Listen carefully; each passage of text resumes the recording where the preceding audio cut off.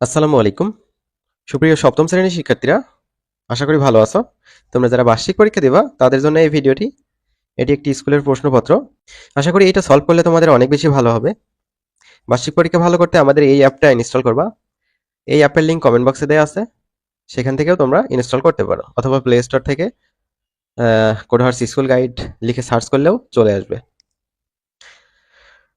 বার্ষিক পরীক্ষা বাংলা প্রথম পত্র সপ্তম শ্রেণী। বহু নির্বাচনী প্রশ্ন দেখো প্রথমে, তারপরে আমি সৃজনশীলগুলো দেখাচ্ছি। বহু নির্বাচনী প্রশ্ন হচ্ছে 30টা থাকবে। তো একবারই দেখাই, হ্যাঁ? তোমরা উত্তরগুলো আমি একটু পরেই দেখাচ্ছি, হ্যাঁ? বহু নির্বাচনের উত্তরগুলো আমি তোমাদের দেখাবো।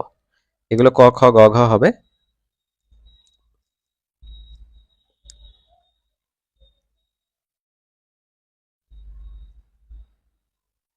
তো এমসিকিউ গুলো দেখানো হয়ে গেল।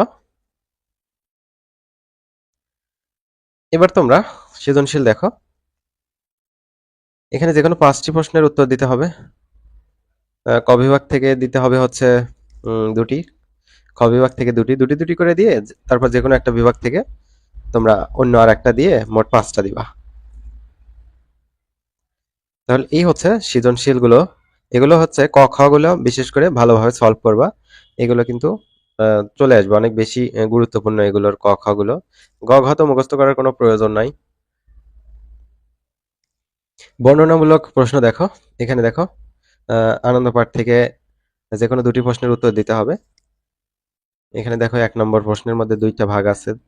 প্রত্যেকটা প্রশ্নের মধ্যে 2টা ভাগ আছে। ক নম্বরে 3 মার্ক আর খ নম্বরে 7 মার্ক।